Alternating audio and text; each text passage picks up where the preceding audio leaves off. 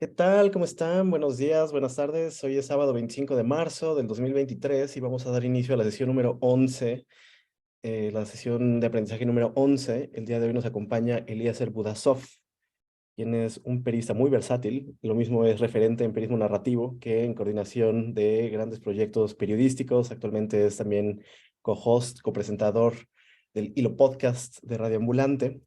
Y vamos a estar conversando con él en los próximos minutos sobre cómo es pensar, reportear, publicar y difundir piezas para pues, un público latinoamericano. Si no mal recuerdo, Eliezer, esta es la tercera ocasión que nos acompañas. O sea, Sí, la tercera. ya es la tercera ocasión que nos acompaña como tutor de la Red Latam. Y pues yo siempre me siento muy contento y agradecido de que nos regale pues unos minutos de su tiempo para conversar con personas muy jóvenes, muy talentosas y muy chéveres de toda la región. Posiblemente veas ahí algunas caras conocidas porque hay personas que participan en Radio Ambulante como Samantha Proaño de Ecuador, como Selene Mazón de México. Y pues lo que siempre hacemos, Eliezer, como somos tantas personas, no da tiempo de que todas las personas se presenten. Yo escojo un poco medio al azar, unas 6 personas, solamente como para dar una muestra de quiénes son las personas que integran esta generación. Entonces, les pido, chicos, chicas, presentaciones breves, quiénes son, cómo se llaman, en qué país están, cuántos años tienen y si trabajan en algún medio, etcétera, que también lo puedan mencionar, ¿vale? Entonces, empecemos por Centroamérica, Agualbit.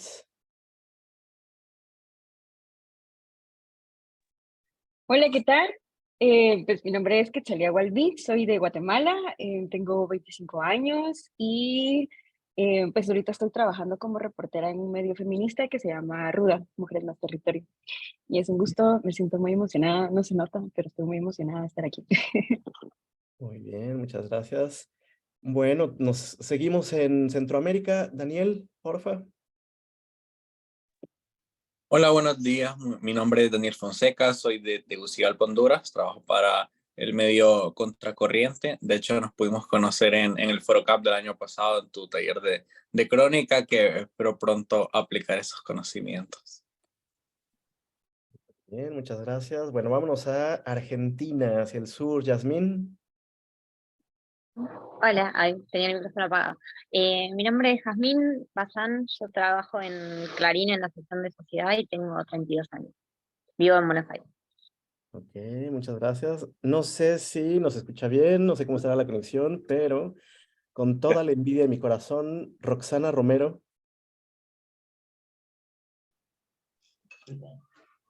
Hola, buenos días. Yo soy Roxana Romero, soy mexicana y tengo 29 años. Pero lo que no dice Roxana es que está en Bogotá, Estoy en Bogotá ahorita, sí. a punto de ir a un festival de música que está buenísimo, Stereo Picnic, y que envidio con todo mi corazón estar allá, pero nos tienes que mandar muchas fotos y videos, Roxana. Sí, sí, sí. Ahí te cuento la experiencia. Muy bien. Bueno, María Camila. Hola, buenas tardes. Mi nombre es María Camila Botero, soy de Bogotá, Colombia y tengo 26 años. 26 años. Muchas gracias. Muchas gracias, María Camila. Y ya para terminar, vamos a ver si hay alguien del Caribe. A ver, no sé si está Paul Mathiasen. Creo que no, ¿verdad? Sí, ahí está Paul. ¿Nos escuchas? Que tiene problemas con el micro. Bueno, Ya. bueno, entonces terminemos con Loraine. Sí, mi nombre es Loraine Morales, soy cubana, radicada en Tijuana, México. Tengo 30 años y trabajo para el TOC. Muy bien, bueno, muchas gracias, chicos, chicas. Eliezer, esto es, insisto, esto es solamente un pequeño vistazo de lo que es la séptima generación de la Red Latam. Hay personas de 20 países, hay personas que tienen, creo que la persona más chica no llega ni a los 20 años, hay personas que tienen 31, 32. Y pues algo que siempre nos entusiasma de este proyecto es pues la diversidad de miradas, de experiencias, de vivencias y de habilidades también. Es decir, aquí hay personas que hacen periodismo audiovisual, periodismo de datos, periodismo narrativo, periodismo de investigación. Hay personas migrantes, hay personas indígenas, hay personas de muchos contextos y pues en realidad pues muy contentos de estar por acá. Entonces, antes de empezar, hay muchas preguntas, Eliezer. Entonces, como lo hemos hecho en los últimos años, es que esto sea más un momento de preguntas, respuestas, hablar un poco de tu experiencia alrededor de los Claro que distintos sí. proyectos en los que has participado, pero pues me gustaría, si quieres y estás de acuerdo, que hicieras tu propia semblanza, ¿no? O sea, que nos contaras un poquito cómo empezaste y en dónde estás ahora, ¿no? O sea, una breve narración. Ya. Bueno, hola a todos, muchas gracias por estar acá, por la atención, por la emoción, por las preguntas. En realidad está un poco complicado porque ya estoy un poco viejo, entonces yo tengo 45 años y empecé a los 19. Empecé a trabajar a los 19 años en mi ciudad, digamos, en Paraná, en el semanario Análisis de la Actualidad. El otro día que le entregaron el Ortega y Gasset a la trayectoria a Martín Caparrós, yo me acordaba que a los 19 años, cuando yo trabajaba en el semanario Análisis, yo leí por primera vez un libro seminal de crónicas de Martín Caparrós, La Guerra Moderna, de crónicas de viaje, y a mí me reventó la cabeza, ¿no? Me acuerdo patente de haber leído ese libro y de haber pensado, bueno, yo era un gran lector, me gustaba mucho, digamos, leer sobre todo ficción, y no sabía que con el periodismo se podía hacer eso, digamos, ¿no? Se podía hacer también literatura. Fue como mi descubrimiento del periodismo narrativo, y sí recuerdo que en ese momento pensé, yo quiero hacer esto, ¿no? Después, claro, eso no entra en un tuit, digamos. Después me he emocionado mucho en algún momento dirigir proyectos en los cuales, digamos, he tenido que pedirle textos y hasta editar un mínimo, digamos, ¿no? A Martín Caparrós. Tampoco es que se lo pueda editar a Martín. Eh, pero, a ver, yo empecé justo ahí, digamos, ¿no? Haciendo un poco de todo, digamos. Eh, una de las cosas que siempre cuento cuando vengo acá, porque a mí me gusta mucho, digamos, dar como ese mensaje, es que yo hice un montón de cosas para ganarme la vida, pero un montón de cosas para subsistir, digamos, y para hacer algo de dinero, hasta que empecé a tener, digamos, como trabajos que fueran como significativos en términos periodísticos latinoamericanos. Pero digamos que hasta los 35 años fui un freelancer que trabajaba en distintos medios. En mi ciudad hice, obviamente, digamos, periodismo en esta revista Análisis. Hice de todo, hice información general, política, tuve que cubrir deportes, digamos, también hice radio, hice televisión. Después, nada, también escribía, digamos, escribía por completo la revista Arquitectura y Urbanismo, trabajaba en publicidad, corregía proyectos de ley, hacía todo lo que estuviera a mi alcance. Trabajé mucho tiempo también en comunicación con organizaciones ambientales, sobre todo preparando materiales especializados, pero para hacer, digamos, más o menos corto el relato, ¿no?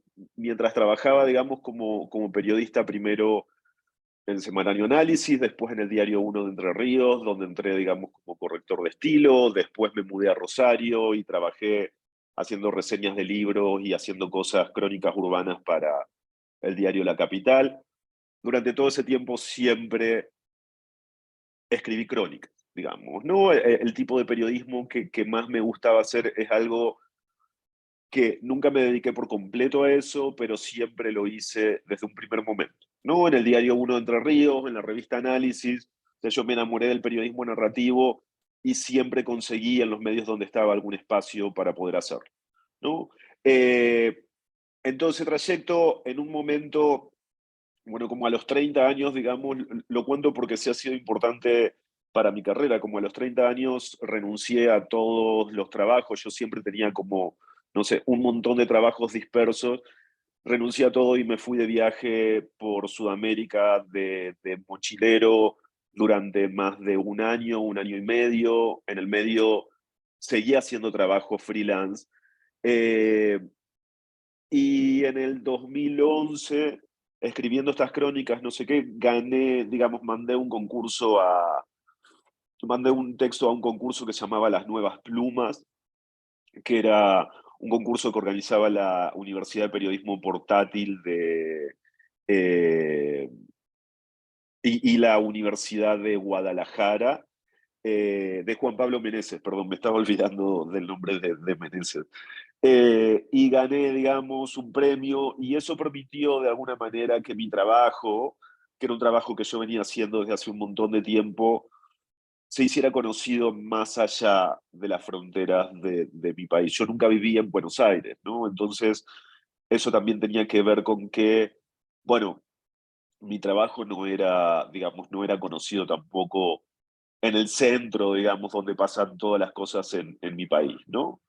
Eh, en algún momento, 2 años después, a partir de mi trabajo, digamos, con organizaciones ambientales, me gané una beca de una organización holandesa que se llama Bot Ends, que era un poco para desarrollar como tus propias aptitudes. Yo había presentado un proyecto que decía las organizaciones ecologistas comunican mal porque comunican de una manera muy científica o muy técnica o muy política, o para la gente que ya está convencida hay que contar historias, ¿no?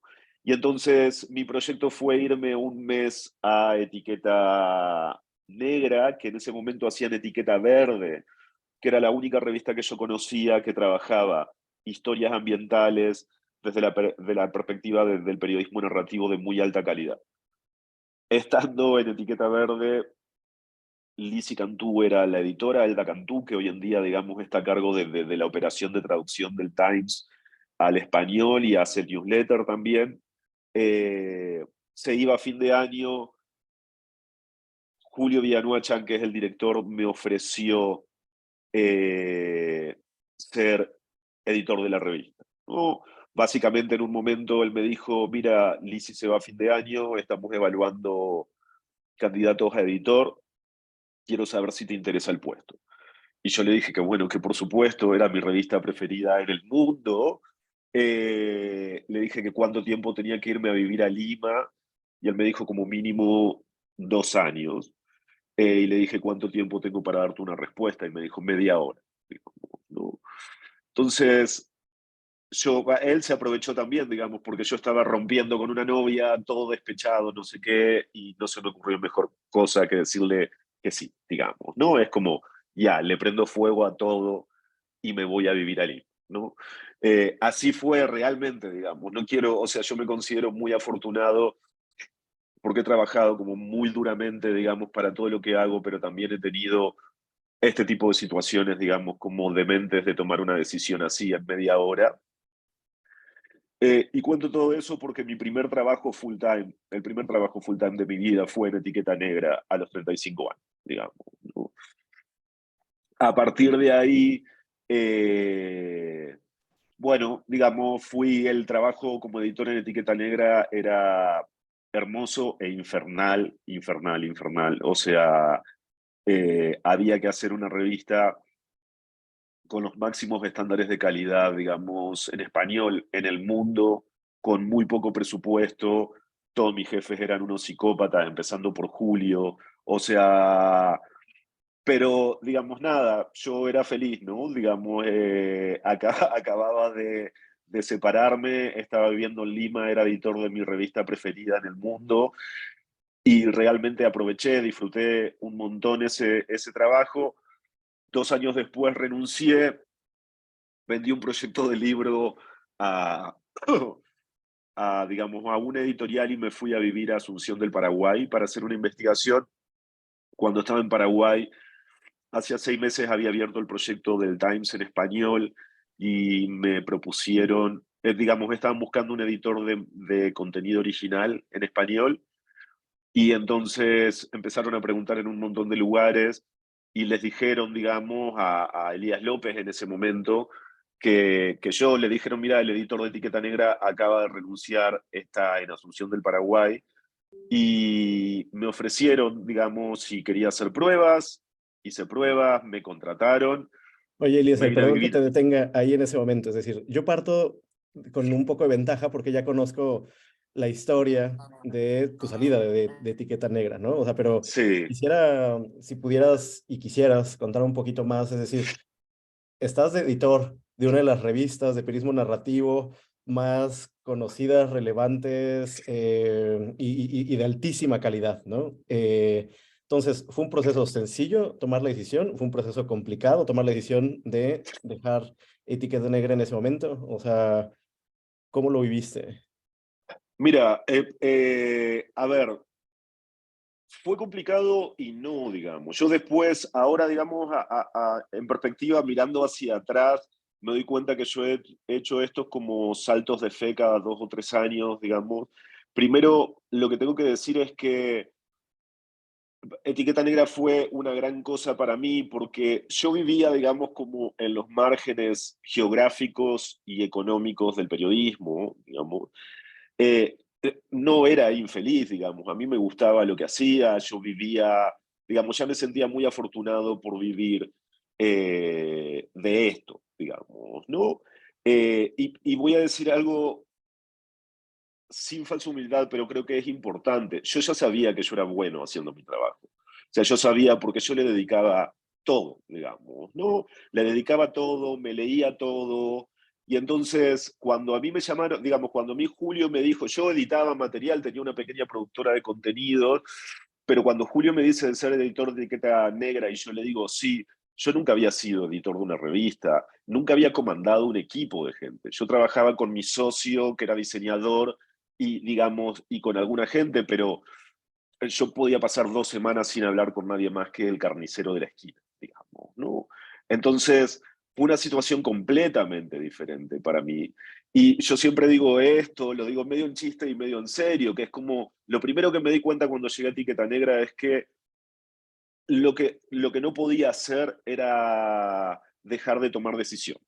Me di cuenta que tenía que tomar decisiones en un momento, digamos, rápido, porque había mucho que resolver y porque no podía estar con el miedo a, bueno, la voy a cagar, digamos, ¿no? Entonces, yo empecé a tomar decisiones como si yo supiera y la gente me empezó a obedecer como si yo supiera, digamos, ¿no?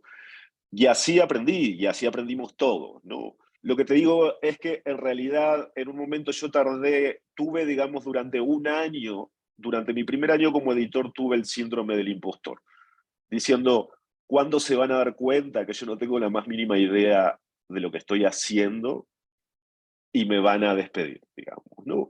Después de un año, yo ya sabía que en realidad, digamos, yo podía hacer mi trabajo. O sea, cuando hice las primeras 11 revistas, yo no cabía, digamos, en mí mismo del orgullo, digamos, ¿no? Y yo todo el tiempo decía, bueno, si me despiden, yo ya hice estos 11 números, ¿no? Y después, en realidad, lo cierto es que, a ver, yo nunca, esto también creo que lo he dicho Jordi, hablando con, digamos, alguna otra generación. Siempre me he tomado muy en serio mi trabajo, nunca me he tomado muy en serio a mí mismo, ¿no? O sea, nunca he pensado, yo soy ahora el editor de Etiqueta Negra. Por supuesto que eso me llenaba de orgullo, pero yo no permitía que eso se convirtiera en mi personalidad, digamos, ¿no? Es como hace un año, digamos, yo no era editor de Etiqueta Negra y la vida estaba bien igual. Entonces, creo que eso es algo que siempre he tenido presente y a mí me parecía, digamos, que en realidad lo único que iba a suceder si yo me quedaba era extender la agonía, porque además había como muchos problemas económicos y no sé qué, y físicamente, digamos, yo sabía que no quería mantenerme en esa situación. Entonces, no fue fácil tomar la decisión, pero la tomé 6 meses antes. O sea, avisé 6 meses antes de que me iba a fin de año, ¿no? O sea, generé esta situación y no sabía realmente qué iba a hacer cuando me iba de la revista, ¿no? Simplemente digamos, sabía que tenía que hacer, digamos, algo más. Sabía que tenía que estar 2 años y saltar, digamos, ¿no? Y, o sea, no lo recuerdo con, digamos, sí recuerdo con angustia el último mes, ¿no? Cuando se acerca ese momento en que ya se va a efectuar tu decisión, en que dices, verga, pero ¿y ahora? Digamos, ¿no? Y en realidad nada, tenía ahorros porque durante 2 años no pude hacer más que trabajar, o sea, no había gastado nada durante 2 años mientras era editor de etiqueta y ya tenía un proyecto, digamos, ¿no? Aunque no sabía qué iba a hacer, ya tenía un proyecto de libro y entonces eso me sirvió para... Pero después, a la semana, a las 2 semanas de haber renunciado, era una persona muy feliz, digamos, ¿no? Porque claro, ya no tenía que manejar un montón de cosas que habían ocupado mi vida los últimos 2 años, ¿no? Muy bien, Eliezer, muchas gracias. Entonces, ahí te llaman, o sea, te llaman para unas pruebas en el New York Times. Elías, Claro, Elías López te ajá, llama y pasas, ¿no?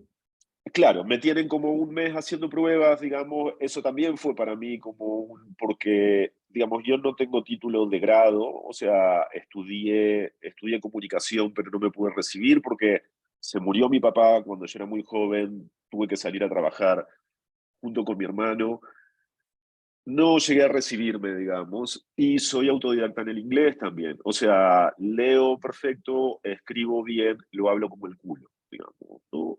Porque es lo que sucede cuando uno es autodidacta, lo que eres más inseguro es, digamos, en hablar, digamos, no en el en vivo, cuando no tienes tiempo para ser listo, digamos, ¿no?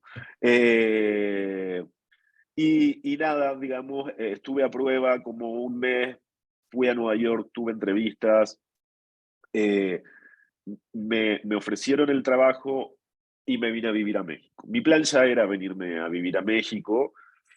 Empecé a trabajar en el equipo del Times en español, haciendo exactamente eso, siendo parte de la operación en general de traducción, editando traducciones también, y de a poco produciendo material original.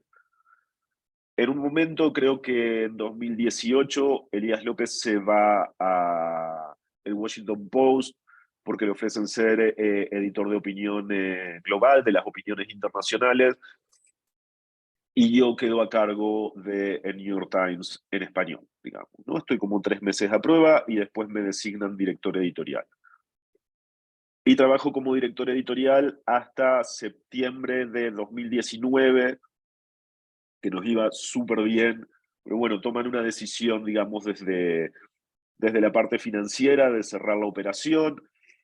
En realidad, digamos, me ofrecen quedarme, yo no me quedo, digamos, porque, o sea, eh, ellos desarman todo mi equipo, digamos, ¿no? Y entonces yo me voy ahí. Una cosa que cuento es que nosotros, lo que es el libro hoy, es un proyecto que nosotros estábamos trabajando con el New York Times, ¿no? O sea, ese es uno de los primeros proyectos que yo le presento a mi jefa cuando me nombran director editorial, es de hacer un podcast como El Hilo en español. Ya lo habíamos hablado con Daniela Alarconi y Carolina Guerrero. Ellos estaban también en busca de hacer, digamos, un proyecto, estaban elaborando, trabajando en un proyecto así.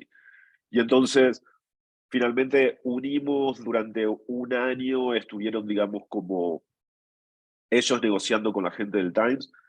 Lo cierto es que, esto lo cuento porque es importante para que entiendan, digamos, el proyecto del hilo.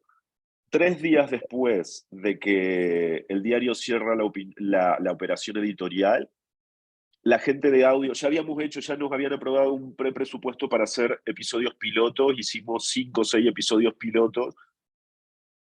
Les encantaron, el feedback fue muy bueno. 3 días después de que cierran la operación editorial, la gente de audio le escribe, digamos, a los de Radio Ambulante y les dice, tenemos luz verde para hacer el podcast.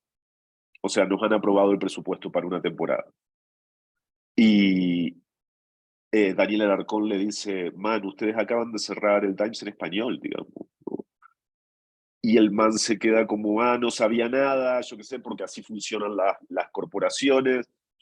La cosa que 2 días después vuelve el tipo y le vuelve a decir, oye, no importa, sabemos que cerraron la parte editorial, pero nosotros queremos hacer este proyecto igual. ¿No? O sea, así funciona, el área de audio no tiene que ver con la redacción. Y bueno, Daniel le dice, man, acaban de echar al host, digamos, ¿no? Y les dice, nosotros no queremos trabajar con ustedes de esta manera, ¿no? Entonces, yo siempre hablo de esto porque el último día que yo trabajé en el Times, Carolina Guerrero, que es la CEO de Radio Ambulante, me llamó, digamos, y me dijo, nosotros vamos a hacer este proyecto igual por nuestra parte. Y yo quiero que tú trabajes con nosotros, digamos, ¿no? Para hacerlo corto, después de eso yo me fui con planes de, en realidad, un poco lo que estoy haciendo ahora, y al mes la gente del país vino a hablar conmigo porque estaban en este proyecto de hacer crecer el país América, ¿no? Concretamente ellos ya tenían planeado dejar de hacer la edición impresa porque, claro, se imprimía en América también, que era algo que no tenía ningún sentido en términos económicos, pero querían invertir en hacer crecer el equipo, y entonces yo tenía planeado como descansar un tiempo más. Pero bueno, me ofrecieron ser editor de proyectos especiales en el país y acepté, digamos, obviamente, ¿no? Porque de hecho me ofrecían trabajar de lo que yo más sé, que es editar textos y crónicas de largo aliento, ¿no? Y bueno, empecé a trabajar en el país en diciembre del 2019.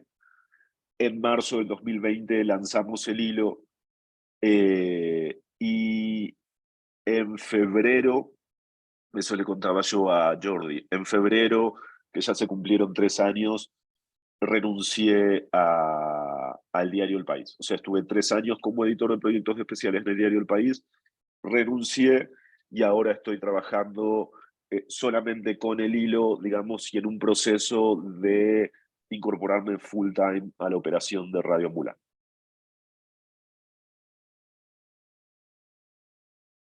Genial, muchísimas gracias, Eliezer, por contarnos, por platicarnos un poco este periplo profesional. Y pues hay una frase que me quedó muy grabada y es, uno no puede dejar de tomar decisiones, ¿no? Y a veces esas decisiones son pequeños saltos de fe o grandes saltos de fe, pero son precisamente lo que nos va llevando de lugar en lugar. Entonces, muchas gracias por esta semblanza y hay muchas preguntas, en realidad, no sé si vamos a poder hacerlas todas, pero pues chicos, para hacerlo un poquito más dinámico, yo sé que ustedes me mandaron las preguntas, pero quiero darles a ustedes la palabra para que ustedes las hagan directamente. Entonces, lo único que les pido es que no sea una pregunta, comentario que se extienda demasiado, que se vayan por las ramas ni divaguen mucho. Entonces, Luisa Fernanda, ¿sí andas por ahí?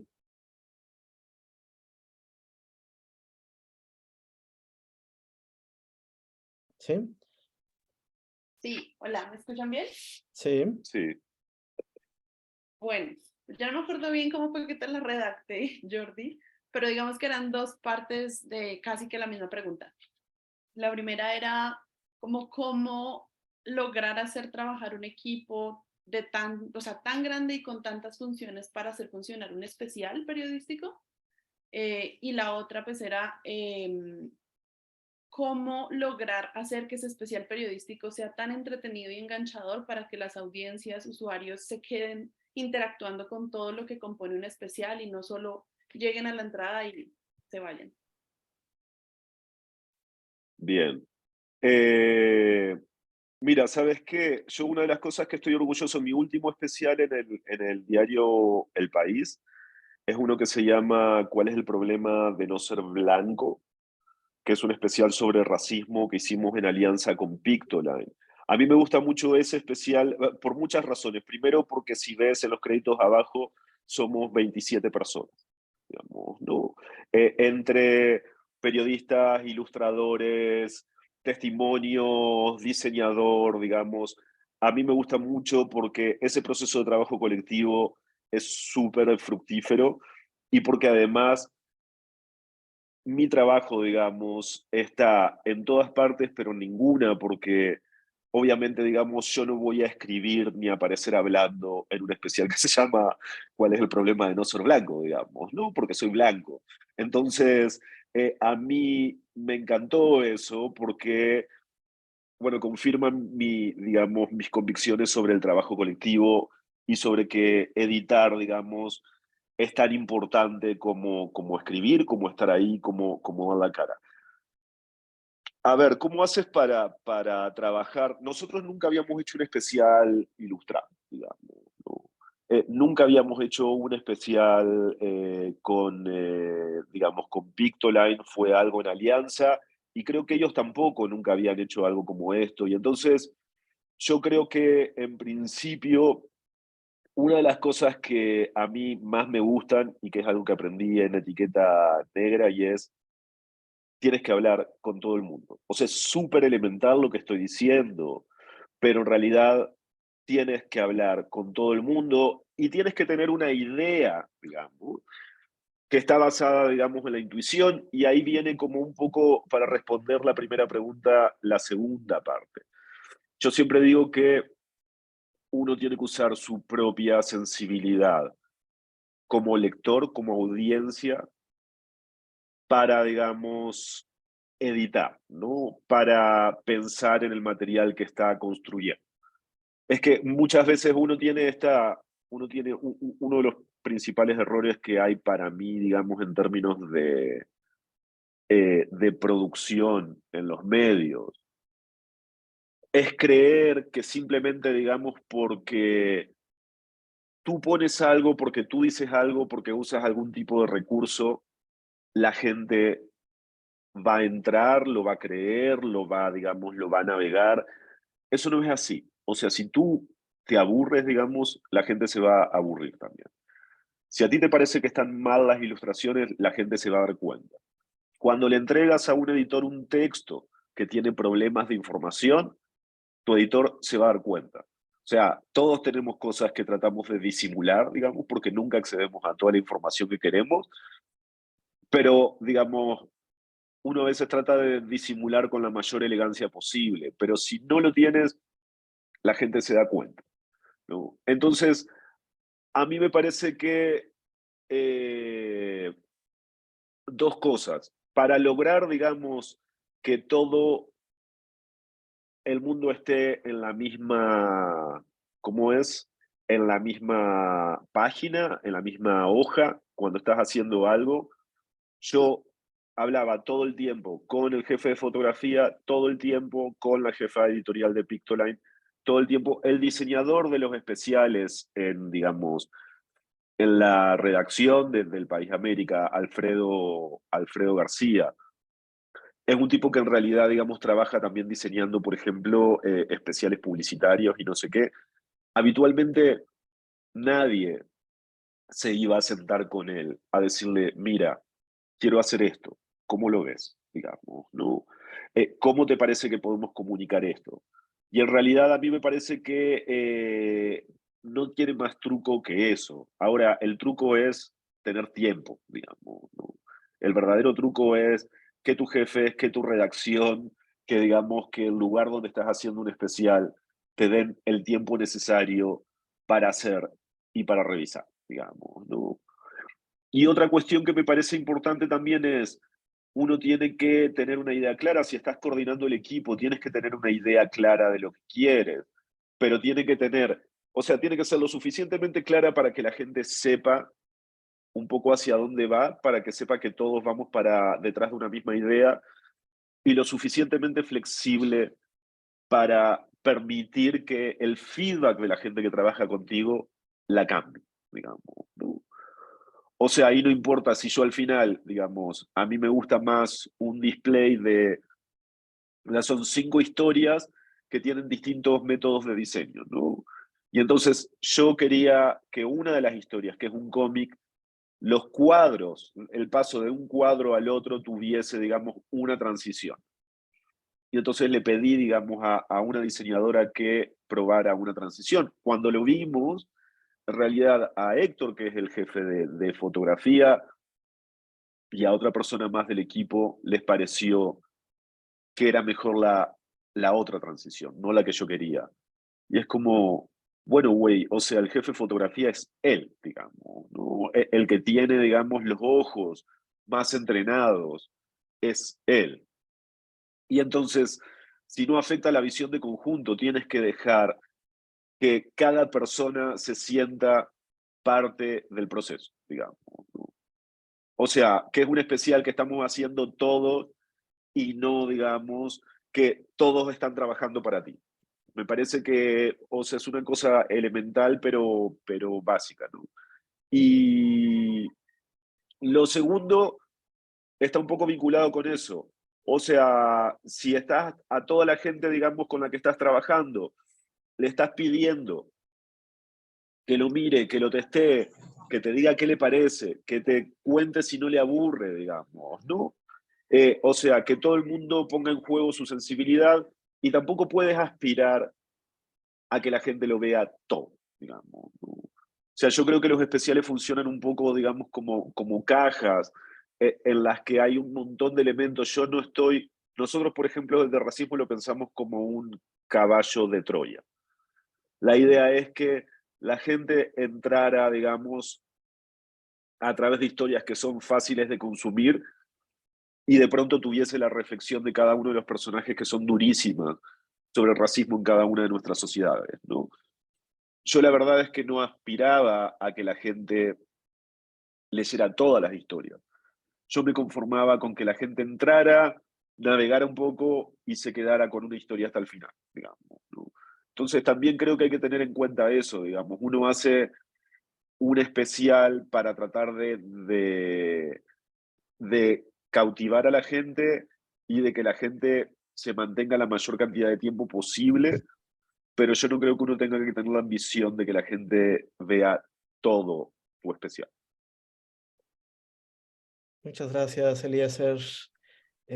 Muchas gracias, Luisa, por estas primeras preguntas. Vamos con Desiree hacia Venezuela, por favor. Hola Eliezer, ¿qué tal? Un placer. Bueno, un poco siguiendo esa misma línea que comparte sobre los especiales, yo quisiera hacer una pregunta pensando justo que ahorita nosotros estamos haciendo un reto colectivo y bueno, muchos de nosotros quizás hemos trabajado en equipo y no necesariamente periodísticos o con grupos mucho más pequeños y bueno, somos un grupo bastante grande de 16 personas para sacar el mayor provecho a una producción periodística. ¿Qué nos recomiendas tú pensando justo ahora en esto de los públicos latinoamericanos?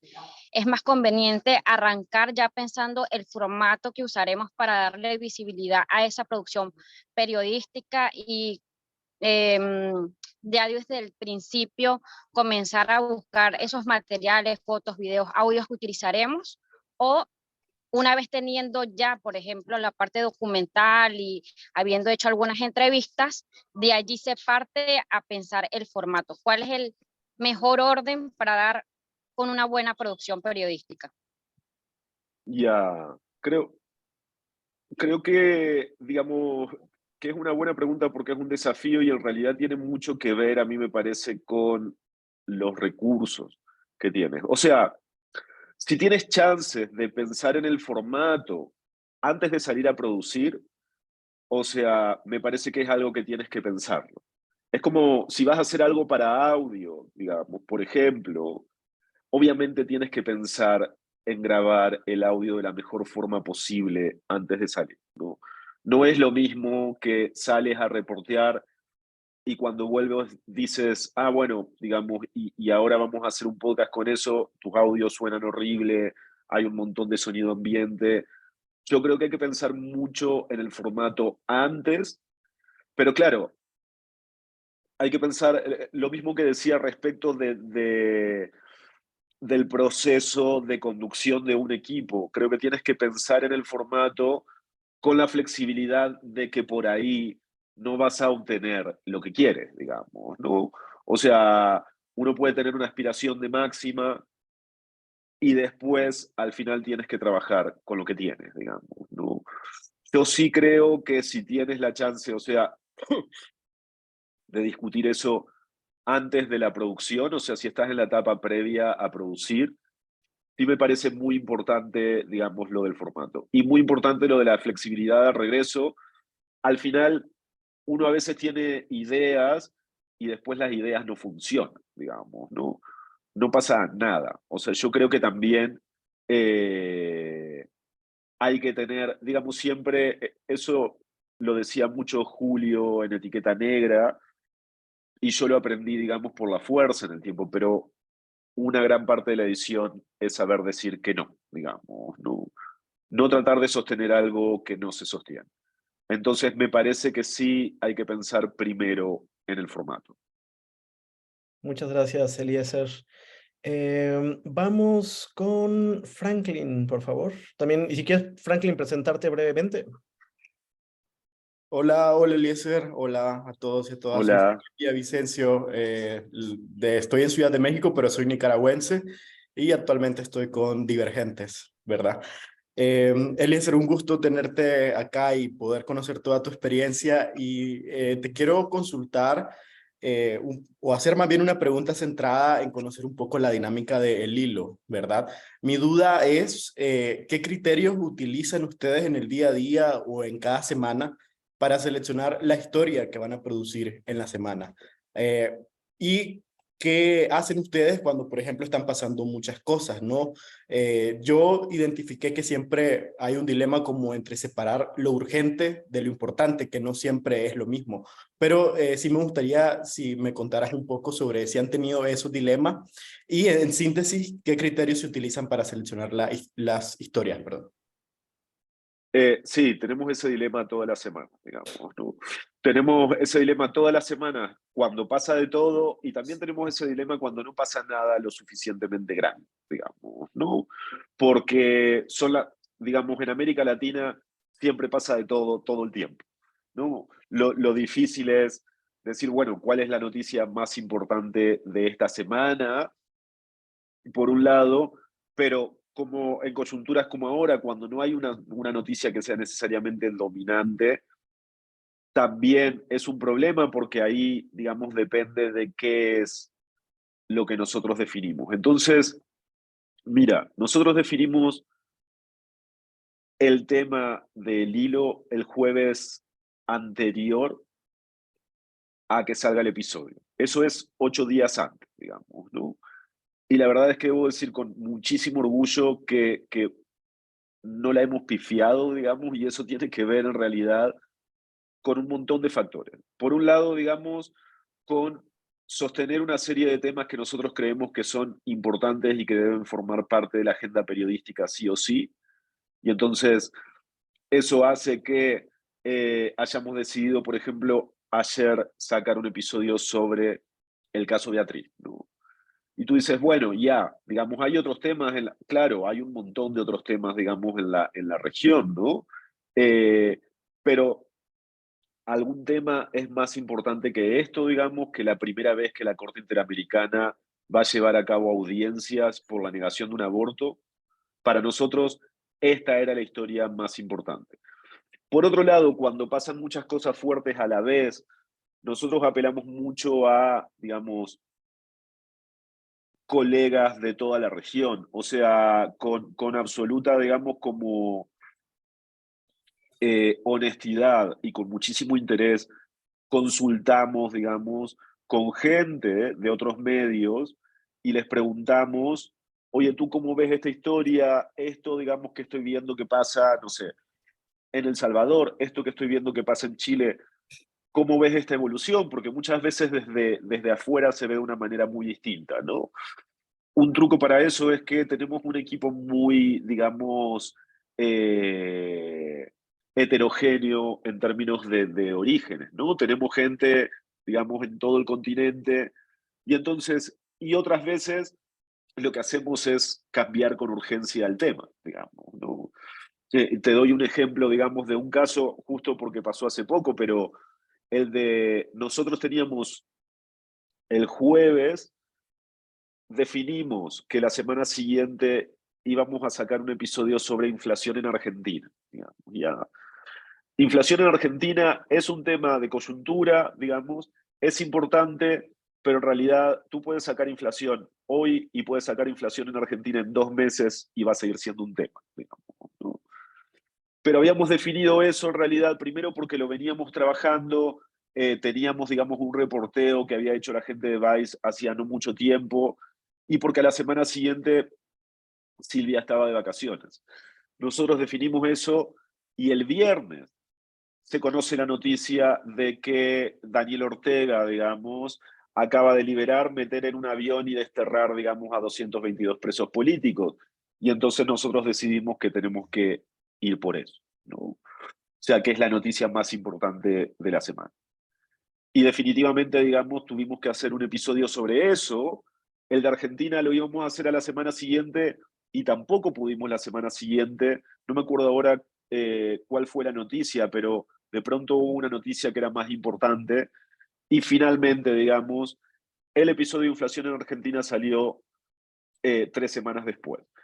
A veces, como nos pasó el año pasado en un momento, después del asesinato de Jovenel Moïse, el presidente de Haití, nosotros estamos haciendo un episodio sobre eso, entrevistamos a Jacobo García, que estaba en Puerto Príncipe, un sábado.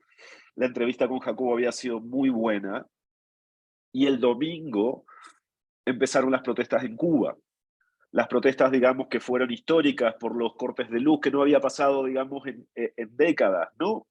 Y entonces dijimos, bueno, tenemos que hacer, digamos, las protestas en Cuba, pero también era importante y urgente saber qué era lo que pasaba en Haití.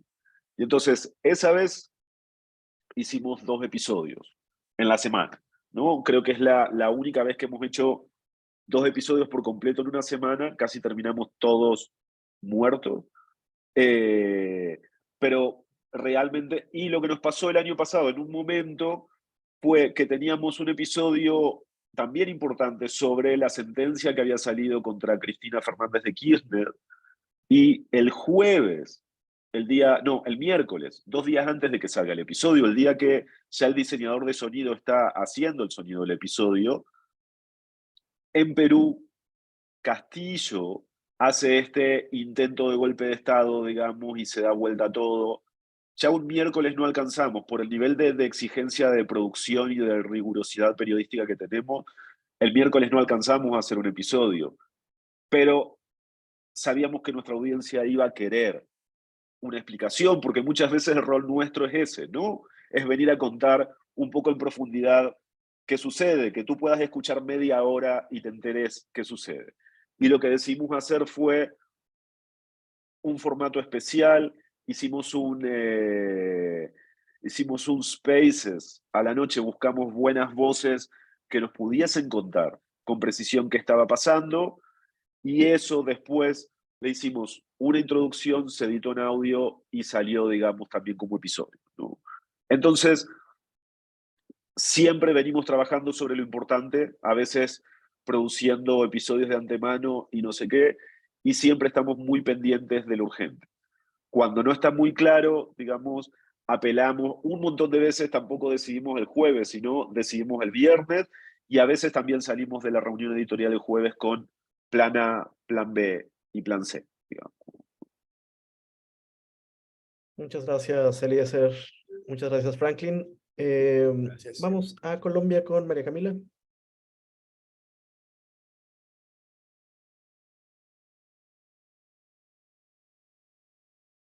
Aló, aló. María Camila, ¿nos escuchas? Bueno, si no, vamos con Luis Alberto. Buenos días. Bueno, pues yo quería preguntarte, digo, con base en lo que hemos revisado de estos micrositios, de estas investigaciones especiales, pues, ¿qué tiempos lleva la planeación y ejecución, por ejemplo, de este tipo de materiales, por un lado? Y bueno, ¿cómo se selecciona y financia al equipo que los, pues, lleva a cabo, que los concreta? Eh, depende un montón del tema, del especial, de la producción. En general, digamos, una de las cosas que a mí me gustaba mucho trabajando con el país era hacer cosas en alianza, porque eso permite de alguna manera, el país tiene en América, digamos, un gran plantel periodístico, no solamente, digamos, en la redacción de México, sino distribuida, digamos, por toda América Latina, pero no necesariamente, digamos, tiene, por ejemplo, el especial que hicimos con el Surti, ¿no? De marihuana cotidiana, digamos, ¿no? Que es un especial de historia sobre consumo cotidiano de marihuana. Nosotros no necesariamente tenemos un grupo de ilustradores, digamos, ¿no? Y entonces, en ese caso, un montón de veces el financiamiento es básicamente unir a dos equipos de trabajo que tienen su financiamiento individual en un proyecto que potencia, digamos, las fortalezas de cada equipo y que no necesita casi ningún financiamiento extra, digamos, ¿no? Porque cada uno de los equipos está cumpliendo con la misión que ya tiene financiada, digamos, ¿no? En este caso, el Surti estaba haciendo un proyecto en particular sobre drogas y tenía, digamos, contemplado un componente como este, y nosotros en el país siempre estamos, bueno, mi rol era literalmente ser productor, editor, digamos, pero también a veces productor de proyectos especiales, ¿no? Y entonces, en ese caso, por ejemplo, nosotros pusimos parte del reporteo, no todo, digamos, y la otra parte se hizo desde el Surte, ¿no? Entonces, el planeamiento de esos especiales, de los ilustrados, lleva meses.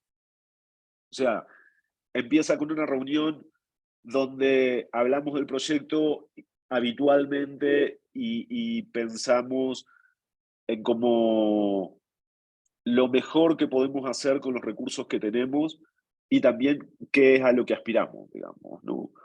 Y después se define una idea, de nuevo, digamos, todas las ideas después se van ajustando de camino, ¿no?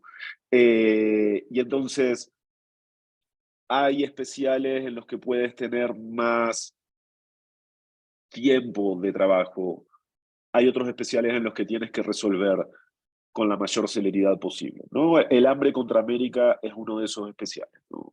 Eso fue un encargo, literalmente, digamos, era como necesitamos salir con esta apuesta para tal fecha y ahí toca correr, digamos, ¿no?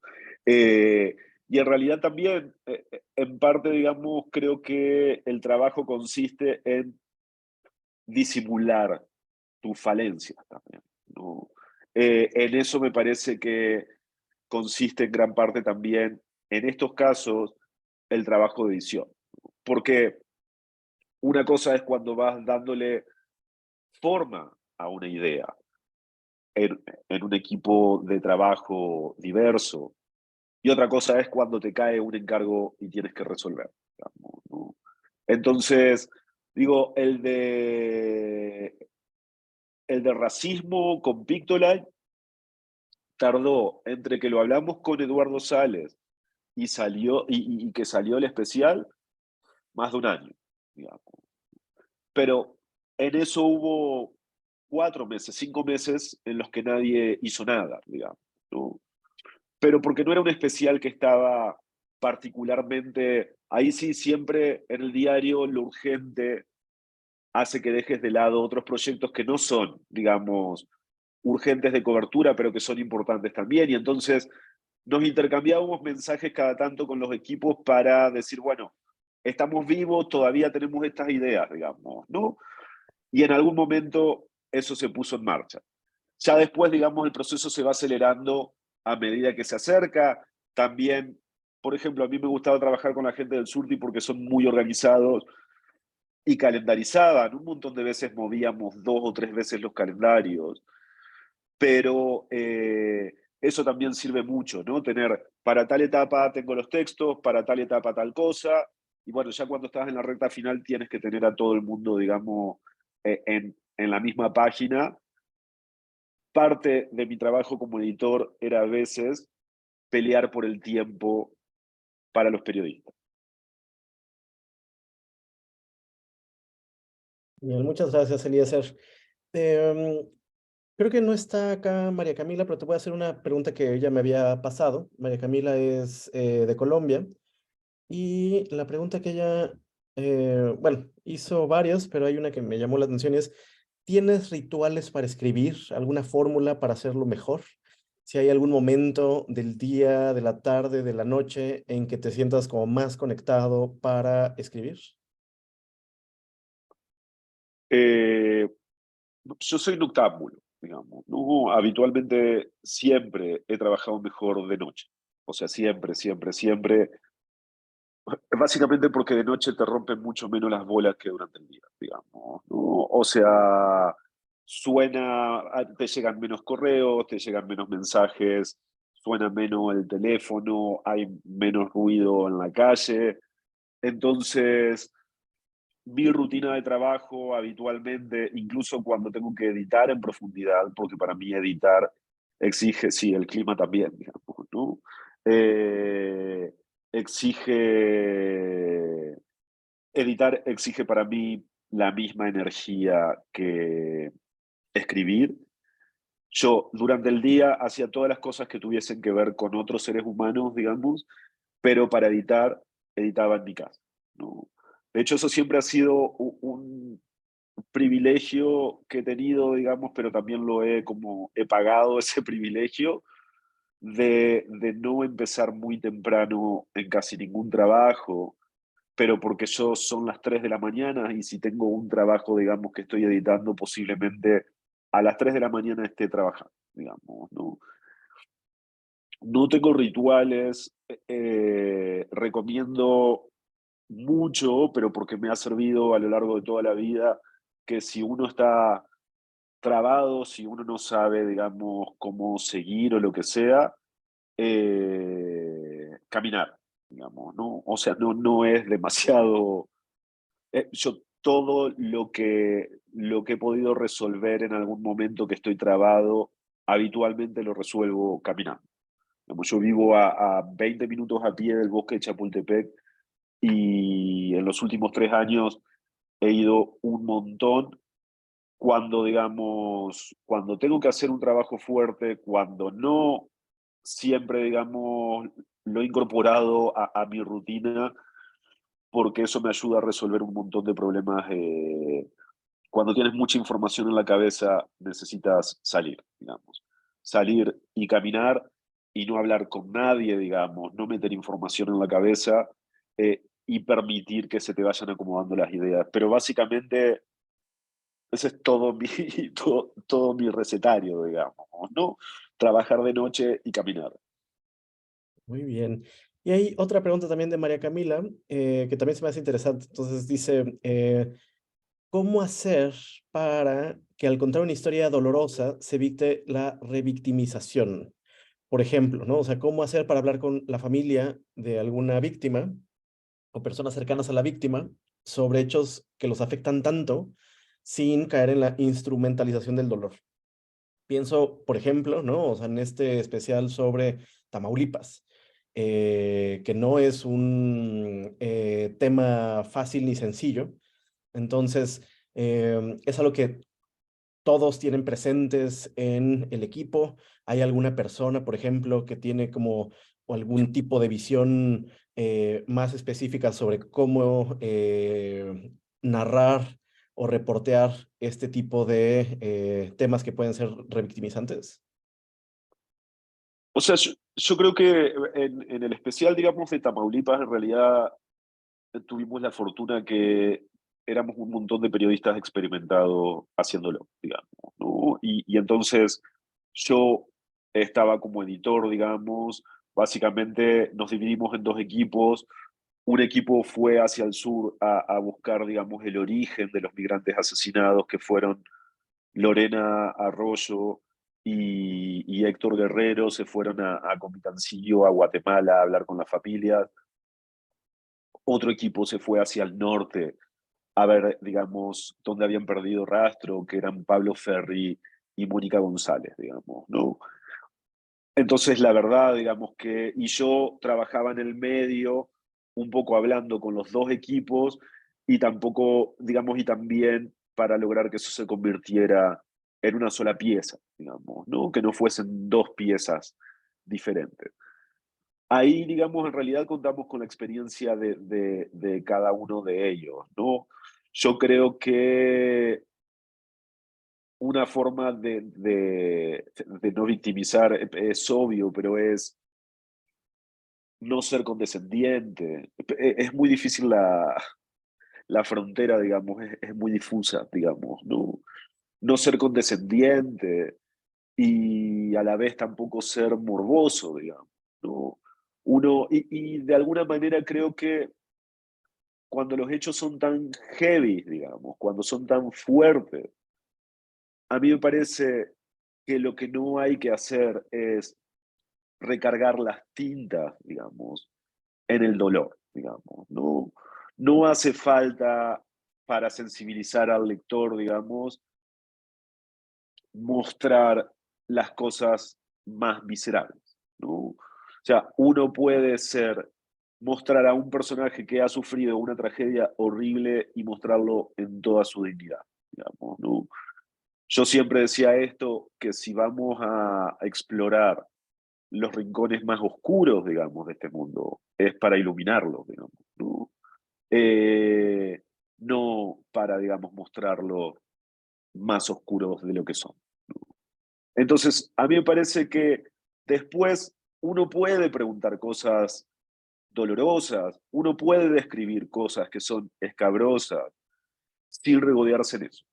Yo creo que al final uno lo encuentra y te das cuenta.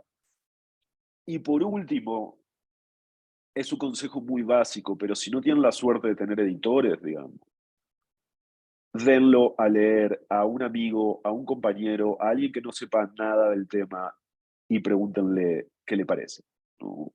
Creo que eso es una gran solución, pero al final, yo he reporteado mi libro sobre Paraguay es sobre una gran tragedia, ¿no?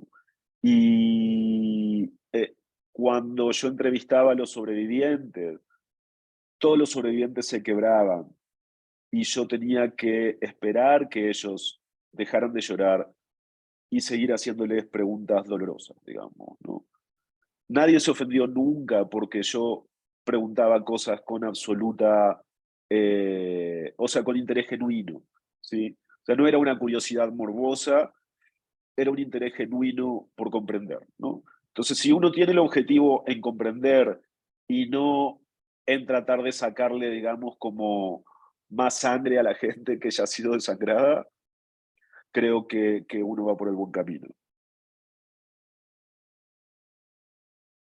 Muchas gracias, Eliezer.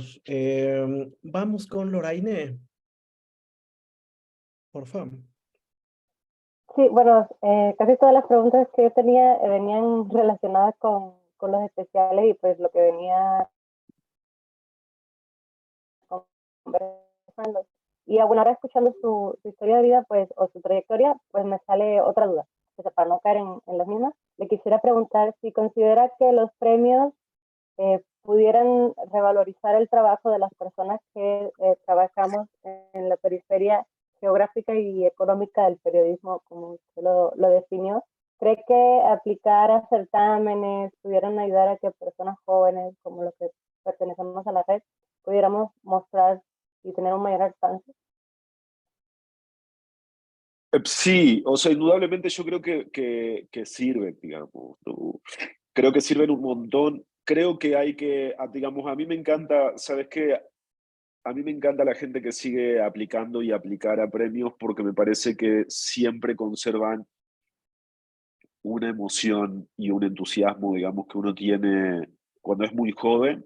Entonces, por ejemplo, a mí me emocionaba mucho que Martín Caparrós estuviese tan emocionado por su reconocimiento, ¿no? Porque es un tipo que ha recibido todos los reconocimientos habidos y por haber, y que aún así, digamos, le parezca importante, ¿no? La mirada del otro. Lo que yo creo es que a mí me parece muy bien, digamos, postular las cosas que uno hace. Yo lo que creo es que no hay que estar no hay que tratar de hacer producciones para premios, digamos, ¿no? Eso sí me parece que es un error, ¿no? Que dices, bueno, tenemos que hacer tal cosa porque sí me parece que es un norte equivocado, porque después el problema es que hay un montón de factores que entran en juego al momento de definir el ganador de un premio que, digamos, que tú no manejas, ¿no? Entonces, por un lado, me parece que está bueno postular y que son importantes en el sentido de que pueden darle visibilidad a gente que está en los márgenes geográficos y políticos, digamos, por un lado, pero por otro lado, creo que uno tiene que centrar las expectativas en eso, ¿no? Eh, Mira, una cosa que a mí me decían, cuando yo era director editorial de New York Times, y a veces iba a dar charlas, digamos, a universidades, un montón de veces me preguntaban cómo se hace para llegar a New York Times, digamos, ¿no? Y entonces yo decía, voy a dar una respuesta muy decepcionante, pero es que no tengo la menor idea, digamos, ¿no? Lo único que sé al respecto es que yo trabajaba con el mismo nivel de exigencia y ambición en mis textos que publicaba en el diario Uno de Entre Ríos, que ahora que soy director editorial del Times. O sea, esa ambición periodística ya la tenía. Yo no estaba buscando nunca, ni siquiera se me pasó por la cabeza que alguna vez iba a trabajar en el Times, digamos, ¿no? Y entonces, creo que eso aplica también para los premios, digamos, ¿no? Creo que uno, con algunos trabajos, debe tener toda la ambición y toda la autoexigencia de excelencia sin pensar en el premio. Después lo puedes postular, por supuesto, digamos, lo puedes postular, pero que tu regocijo, digamos, que tu compensación sea, digamos, el amor propio, ¿no? O sea, que tu motor durante el trabajo sea el amor propio y no el premio. Después sí, o sea, a mí de alguna manera ganar el premio ese, las Nuevas Plumas, me cambió la vida, digamos, ¿no? Eh, pero yo no era infeliz haciendo el periodismo que hacía antes de haber ganado el premio. Interesante. Muy bien, Eliezer. Muchas gracias. Mira, tenemos todavía varias personas más. ¿Te parece si podemos darnos unos 30 minutos más? Hay 4 Sí, personas. sí, sí. Sí, tranquilo. Yo primero pensé que era un montón, pero en realidad tenía en cuenta que tú decías que íbamos a durar como 90 o 120, así que no te preocupes, vamos tranqui. Genial, fantástico. Muy bien. Bueno, entonces vamos con Paula a Colombia. También, Paula, si te quieres presentar muy brevemente y tu pregunta. Hola, hola, perdón no poner cámara, estoy en una asamblea de propietarios, entonces no puedo poner la cámara, sino que estoy en la casa, soy periodista del Espectador, que es un medio impreso aquí en Colombia, y pues vivo en Colombia, tengo 27 años. Digamos que más que preguntas puntuales, yo quisiera como consejos o tips que nos puedas dar sobre los temas para elaborar un especial, cuáles temas merecen como un landing o un desarrollo especial, cuáles son esos recursos multimedia con los que mejor se pueden contar experiencias. Y algo que me pareció muy llamativo de tus especiales es como un tip que nos puedas dar para contar las historias, hacer que la región les llame más la atención. Digamos, acá en Colombia hubo un caso muy importante de feminicidio, que fue el de Rosa Elvira Celi, pero pues acá la gente lo conoce y uno a veces evita contar ciertos detalles del caso, porque ya cree que todas las gente lo conoce, pero hacer para que estos casos llamen la atención del público en otros países de la región.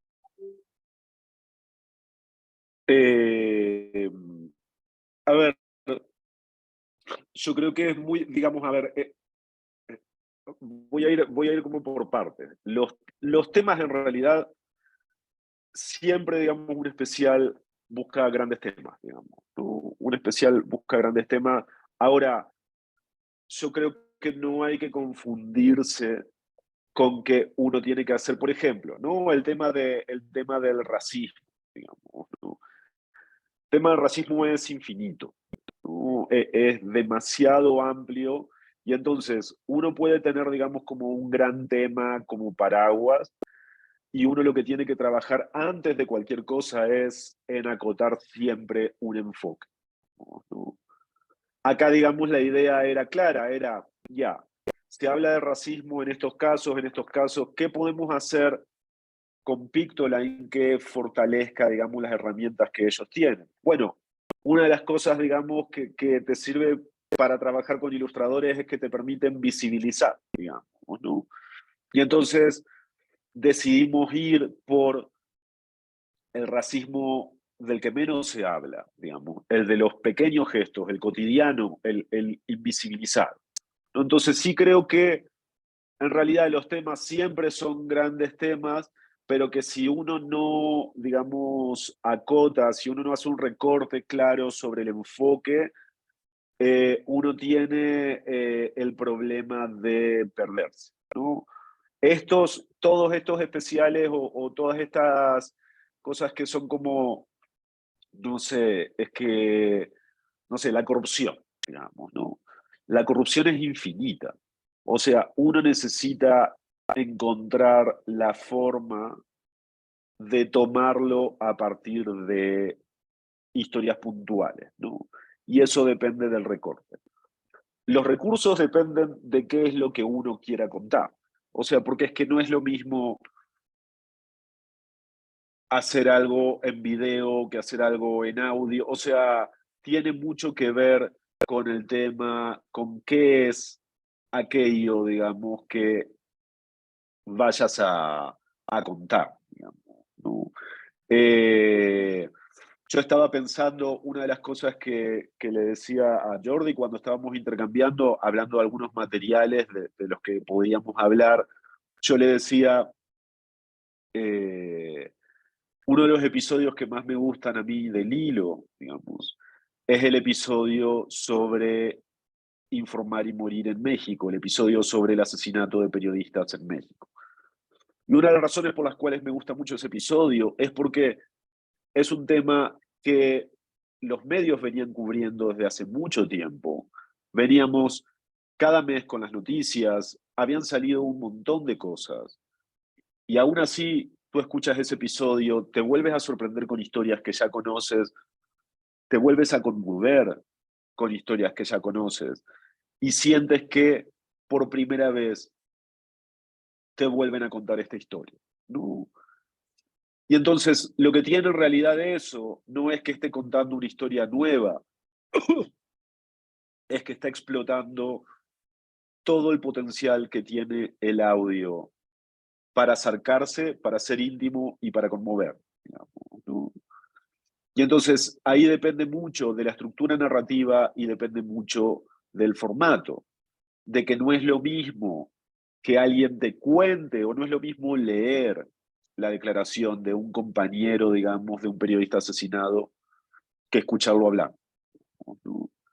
Entonces, eso hace que no es que el tema, y de hecho al episodio le fue muy bien, fue muy escuchado, digamos, ¿no? Entonces, yo me acuerdo, digamos, por ejemplo, de la historia de Rosa Elvira Selier, ¿no? Porque creo que en un especial del 8M nosotros la contamos en el país. Y me parece que también las historias que son emblemáticas a veces hacia el interior de un país no son necesariamente conocidas fuera de ese país, ¿no?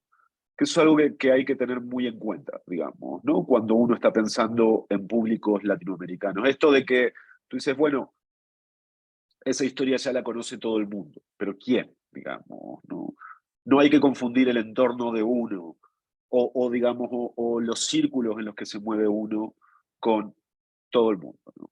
Y lo otro que iba a decir es un texto que recomiendo siempre, que de hecho yo los daba, digamos, en mis clases en el CIDE, un texto de Ginger Thompson que se llama Anatomía de una masacre, que es sobre la masacre en el pueblo de Allende, digamos, que fue tomado, digamos, por un cártel que básicamente dedicó 2 días, digamos, a quemar y a matar gente, porque sabían que alguien había filtrado el número de los capos del cártel.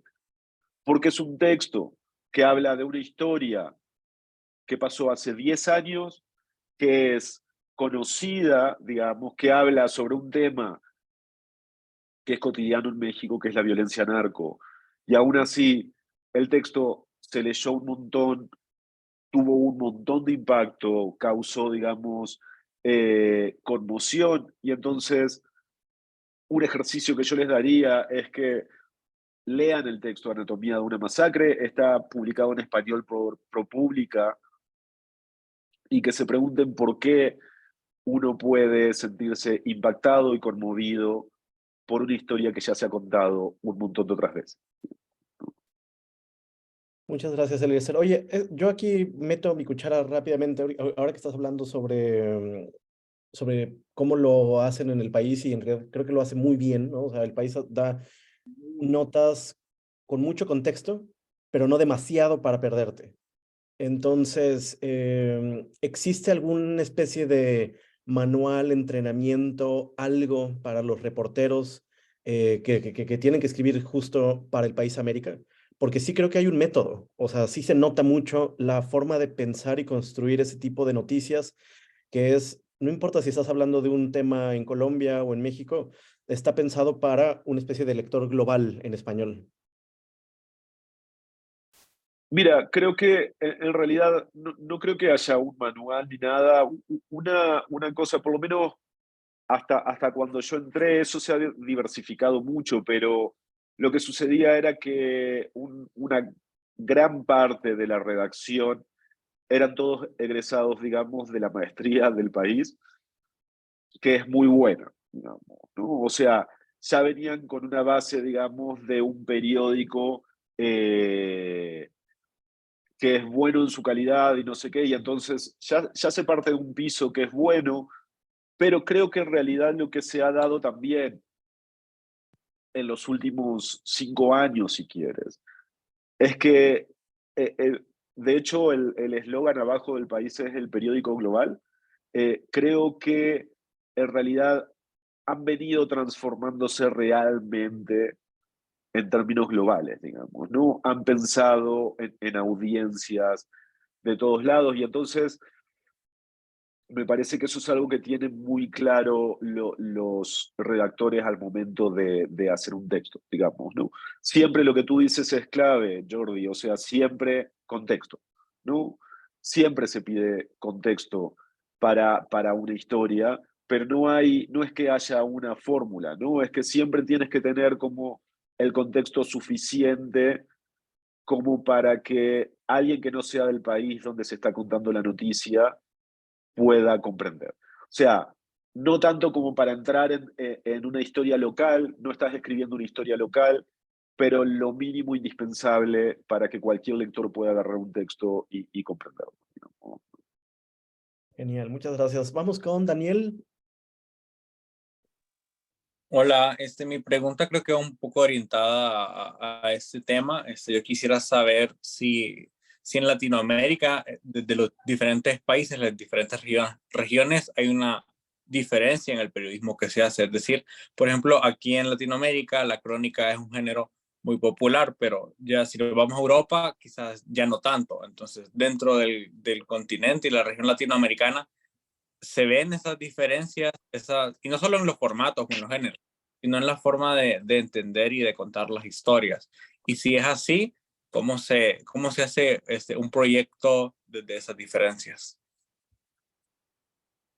O sea, yo sí creo que hay diferencias, digamos, en el modo de producción y de consumo de las noticias, que tienen un poco que ver con la sociedad, ¿no? Por ejemplo, a mí no me parece casualidad que algunos de los países con mayor índice de escucha de podcast sean los países que tienen el tránsito más horrible, digamos, ¿no? Porque claro, o sea, si tú te tienes que pasar mucho tiempo adentro de tu coche o tienes que estar, digamos, 1 hora y media de viaje hacia tu trabajo, tienes más chance de escuchar radio, digamos, que utilizar otro formato, ¿no? Entonces, en Colombia es muy fuerte el audio, en México es muy fuerte el audio, y creo que tiene que ver, digamos, con estas características, digamos, ¿no? Ahora, después, yo no veo, digamos, esencialmente mayores diferencias. Tienes países que históricamente han tenido, no sé, por ejemplo, mejores narradores, digamos, que otros, ¿no? O sea, Argentina habitualmente es un país que tiene buenos narradores en periodismo, digamos, ¿no? Que eso puede tener que ver con la universidad pública, digamos, ¿no? Que es de muy alta calidad y de mucho acceso para todo, con una tradición, no sé, digamos, ¿no? Eh, pero en realidad no siento que haya como diferencias que haya que resolver al momento de trabajar con equipos, digamos, disciplinarios. Creo que multidisciplinarios, digo, ¿no? Creo que al final es también una cosa muy obvia, ¿no? Pero al final hay buen periodismo y mal periodismo, digamos, ¿no? Y entonces, y esto hay en todos los países, ¿no? Después tienes idiosincrasias, ¿no? A mí me sorprendía mucho cuando llegué a México porque su uso del español es muy idiosincrático, digamos, ¿no? Yo siempre puteaba al principio, después hacía bromas respecto de este hábito que hay acá en México, de que todos los titulares de los periódicos empiezan con verbo, digamos, ¿no? Tiene Trump COVID, digamos, ¿no? O sea, ese tipo de formulación a mí me parecía súper antinatural. Yo bromeaba y decía, seguro vino algún estafador argentino en la década de los 80 y les dijo, la clave es ponerle un verbo al principio a todos los titulares. En realidad creo que tiene que ver con la cercanía con Estados Unidos, digamos, esa forma de titular, pero no, digamos, eso son como cuestiones más idiosincráticas que se trabajan en la edición. No me parece que plantee un desafío para nada, digamos. Muchas gracias, Dani. Vamos con Valentina. También si te quieres presentar brevemente, Valentina, y tu pregunta. Ok, hola Lizer, ¿cómo estás? Soy Valentina Gil, periodista venezolana, tengo 24 años y trabajo para un portal de fact-checking que se llama espaja.com y un medio pequeño de aquí de Venezuela que se llama Arepita. Mi pregunta va más orientada hacia tu rol como líder de un equipo, hacia tu rol como editor, porque siento que este oficio tiene mucho de ego propio y ajeno, y siento que, bueno, que a veces, porque, bueno, hay gente, incluyéndome, que no se toma bien ciertas correcciones, todos estamos estresados, todos queremos matarnos unos a los otros en cierto momento, entonces, o sea, tú como coordinador, como líder, ¿cómo haces para lidiar con tantas personalidades juntas, con tanto ego junto, y para salir, para que salga adelante el trabajo?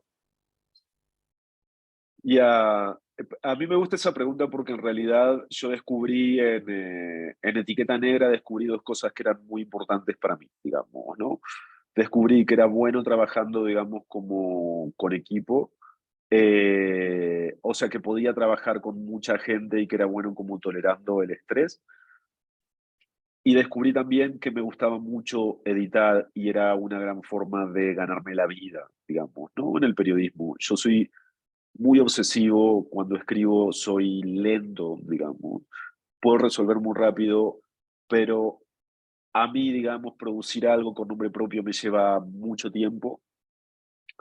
Y entonces, de pronto descubrí que mis habilidades como editor eran igualmente, digamos, apreciadas, sin necesidad de que estuviera ahí, digamos, como mi nombre y mi apellido. Mira, hay una cosa que decía Julio Villanueva Chan cuando yo entré a trabajar a la revista que a mí me parecía primero súper soberbio y después entendí que era todo lo contrario.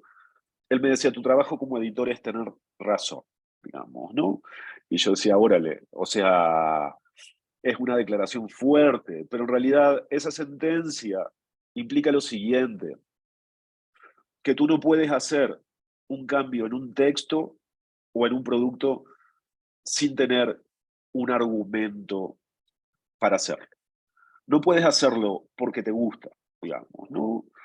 Tienes que tener un ejercicio reflexivo acerca de por qué crees que algo está bien y por qué crees que algo está mal. Y entonces, eso para mí fue muy importante para trabajar con egos muy grandes, porque lo que estaba en juego nunca era quién tiene razón, digamos. Nunca era a mí me gusta así y a ti te gusta así. Siempre era una discusión de argumentos, digamos, ¿no? Y uno trabajaba para el texto.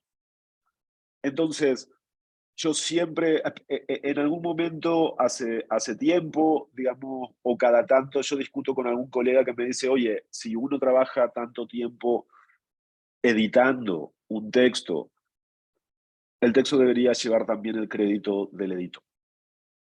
Y yo siempre he dicho que no, digamos, porque eso a mí me quita un argumento que yo uso cuando discuto con autores, y es, el texto no lleva mi firma, digamos, ¿no? Yo no estoy, o sea, yo no estoy queriendo que tú hagas este cambio por una cuestión de ego, digamos. Estoy queriendo que tú hagas este cambio porque creo que es lo mejor para la historia, ¿no? Por un lado, entonces, eso al final es como, digamos, es como en una discusión de pareja, digamos, ¿no? Tú tienes que dejar de lado la ilusión de tener el control, digamos, ¿no?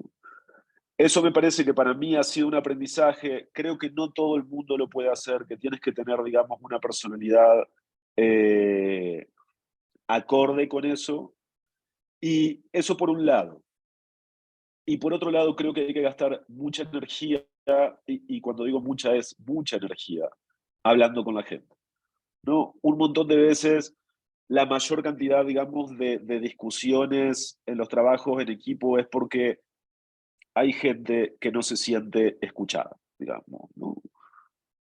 Y entonces yo gastaba un montón de energía, tanto cuando estaba en Etiqueta Negra, como después cuando estaba en el Times, como, digamos, en El País, escuchando a la gente con la que trabajaba. Eso no implica necesariamente que todo el mundo vaya a salir feliz con las decisiones, digamos, ¿no? Pero sí me parece que si tú tienes claro, digamos, ¿no?, en que se está trabajando, o sea, todos estamos trabajando por un producto, por una historia, por un especial, y no por el ego o por quien tiene razón. Y si tú, digamos, te tomas el tiempo para escuchar lo que la gente tiene que decir, habitualmente eso sale bien, digamos, ¿no? Y no, digamos, no hay, uno tiene que gastar energía en eso, digamos. Gracias. Muchas gracias. Bueno, pues vamos con Quetzali. Hola, yo tenía una duda porque, digamos, lo que tú decías es que regularmente planifican el episodio como con 8 días de antelación, ¿no? Pero hay algunos episodios que son como más inmediatos, ¿no? Como coyunturales. Entonces, yo quería saber, sí, como cuáles son los retos a la hora que hacen este tipo de episodios y cuáles son los criterios que toman para realizar estos episodios.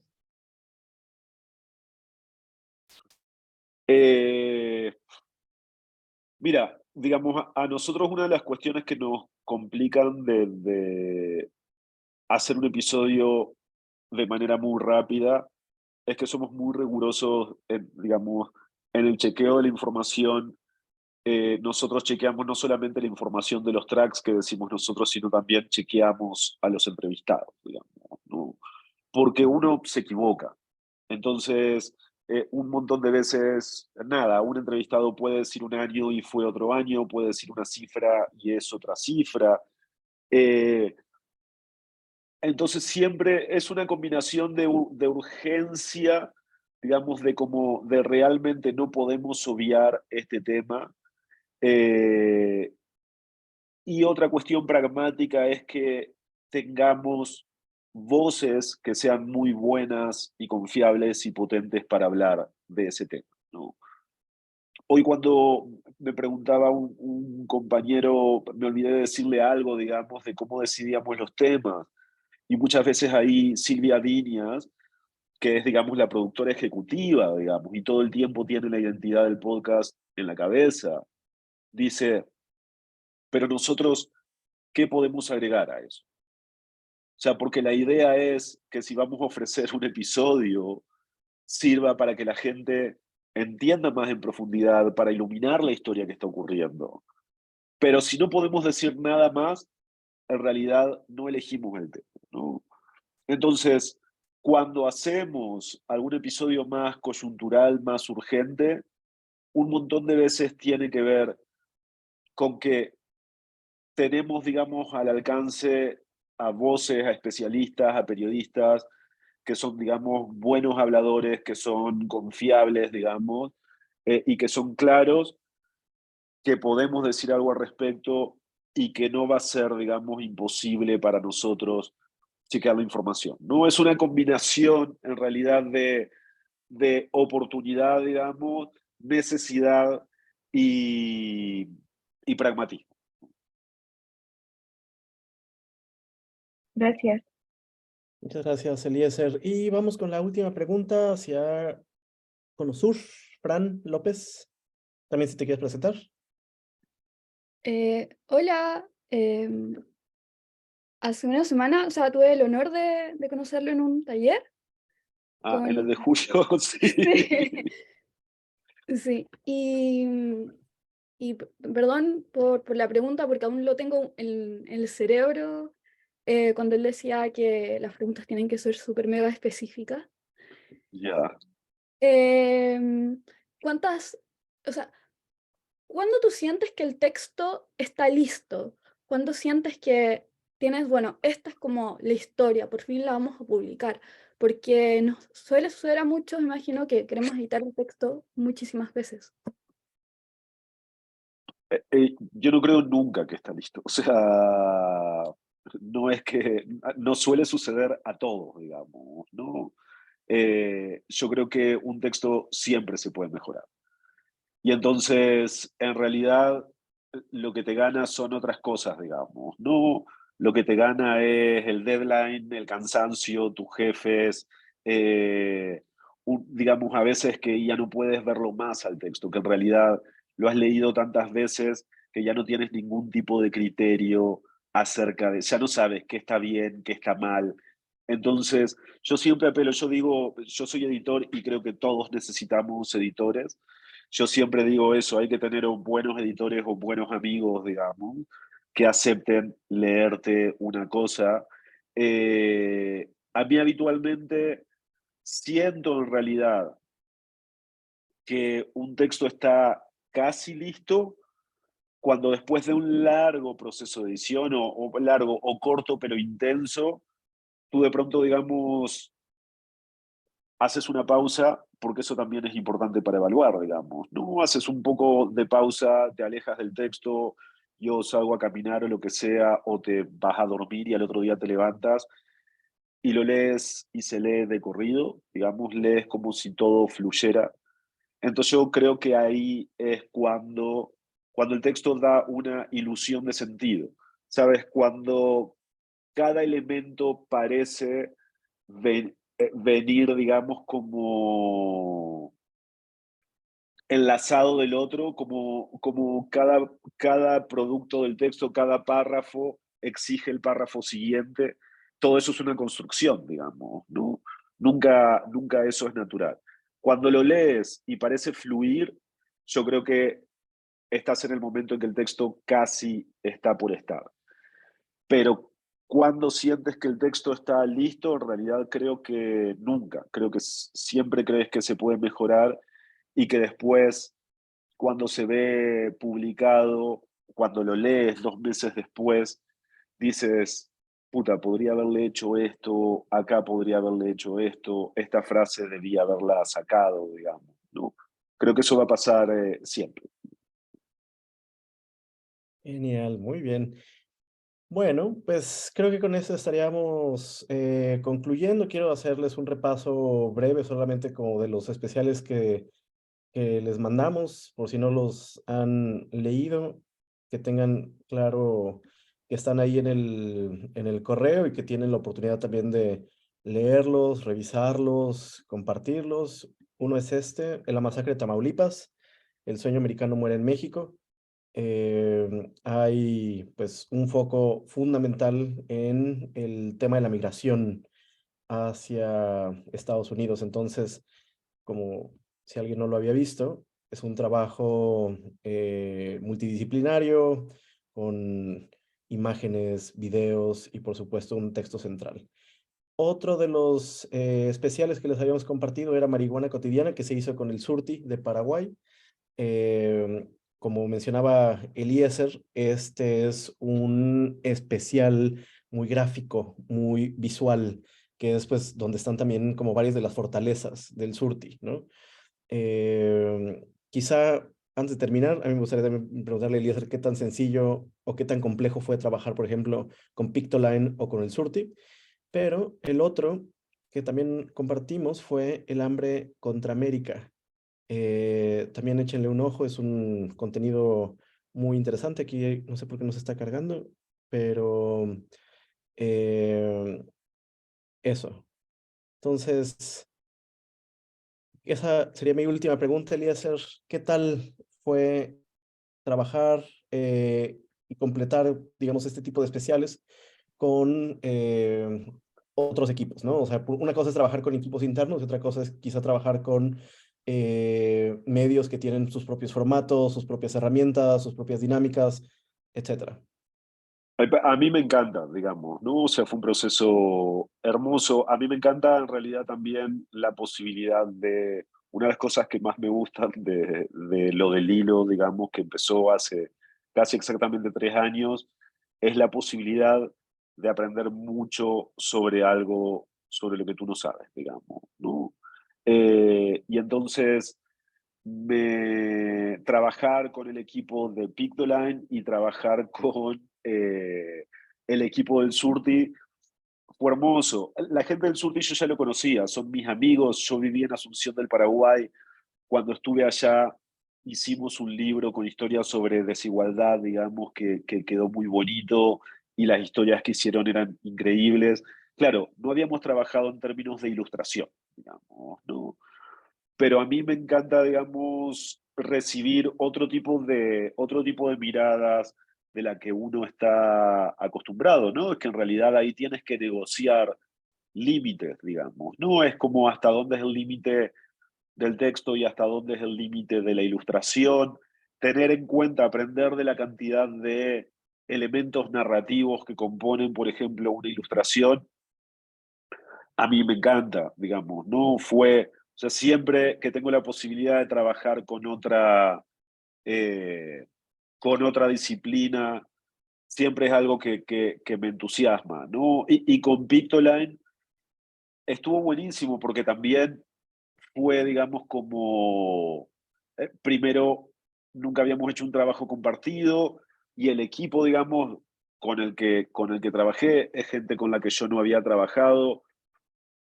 Todas las chicas, porque eran todas mujeres, eran súper jóvenes, súper talentosas, eran buenísimas, digamos. Y entonces yo estaba como eh, todo el tiempo asombrado por las cosas que podían hacer, ¿no? A mí, que yo soy absolutamente negado, digamos, ¿no? Para dibujar, o sea, que yo dibujo como un niño de 5 años, digamos, ¿no? Conocer a gente que tiene capacidades, digamos, para llevar a lo visual y conocer la cantidad, de nuevo, la cantidad de elementos que se tienen en cuenta a la hora de componer una ilustración, digamos, ¿no? Entonces, creo que nada, los dos procesos fueron buenísimos y de nuevo, yo me alegro un montón de que aceptaran, digamos, como mi liderazgo, ¿sabes? Digamos, ¿no? Porque es también como, bueno, ¿y este señor qué? O sea, ¿qué sabe sobre, qué sabe sobre nuestro trabajo o qué nos va a guiar sobre las ilustraciones? Y en realidad ahí te das cuenta que, bueno, que hay ciertas cosas que tienen que ver con eso, el desarrollo de una sensibilidad. Genial, fantástico. Pues creo que no hay mejor forma que cerrar esta sesión con lo que acaba de mencionar Eliezer. Te quiero compartir, Eliezer, de manera muy breve, que desde hace ya 4 generaciones, todas las generaciones tienen algo que llamamos retos colectivos, que es les armamos pequeños grupos de alrededor 15 personas y tienen que hacer pues un producto periodístico en equipo, ¿no? Entonces hay, en este caso, en esta generación, hay 3 equipos distintos que están trabajando en este momento de manera simultánea. Y algo que nos hemos puesto como nuestra propia metodología de trabajo es los primeros meses de lo que es el ciclo de la red LATAM son en realidad meses de construcción de mucha confianza, de que las personas se puedan ir conociendo entre ellas, que sepan quiénes son, en dónde están, qué hacen, cuál es su experiencia de vida, porque creo que tú lo mencionaste bien cuando decías, yo ya conocí a las personas del Surti, son mis amigos, ¿no? Entonces, ya sabes en realidad cómo piensan, qué es lo que hacen bien, cuáles son sus fortalezas, en dónde puede haber quizá algunos obstáculos y cómo subsanar esos obstáculos. Entonces, eso, ¿no? O sea, también hoy dijiste muchas frases que me gustaron mucho, pero mientras tú disfrutes el proceso de hacer, es mucho más probable que el lector o la audiencia disfrute también lo que esté consumiendo, ¿no? Lo que tú estés haciendo. Entonces, Ya, sí, sí. Y una cosa, digo, para cerrar también y que tiene que ver con esto, ¿no? El camino entre, digamos, el camino entre tener una idea o un producto y verlo terminado, digamos, es largo, siempre, digamos.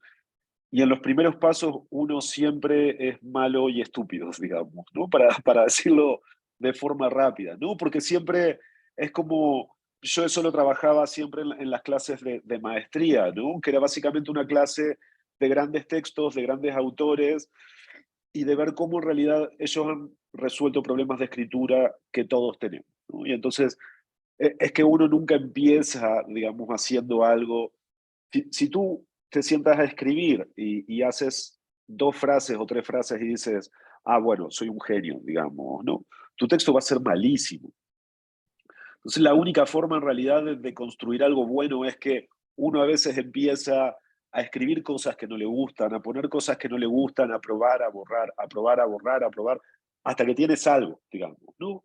Que es un ladrillo. Y sobre ese, digamos, construyes otro, digamos, ¿no? Y a mí siempre me gusta decir esto porque es como, bueno, como lo que me preguntaba recién Fran López, que yo decía, bueno, yo nunca creo que el texto está terminado, ¿no?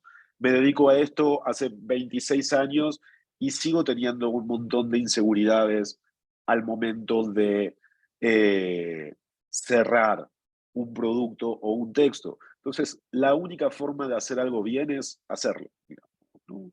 Hacerlo, equivocarte y mejorarlo.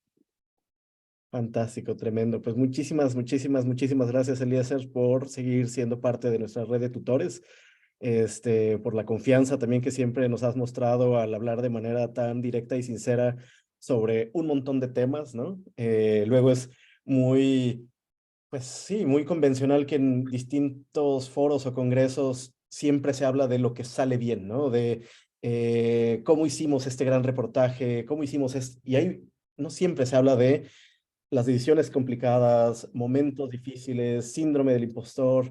Entonces, te quiero también comentar que además de este Zoom, hay una subconversación en el grupo de WhatsApp de esta generación con muchas buenas frases de esta charla y pues noto que todas las personas están muy contentas y muy agradecidas por estos minutos de conversación. Entonces, pues vamos a tomarnos una foto final, si les parece, si quieren poner su cámara, vamos a tomar la foto de registro.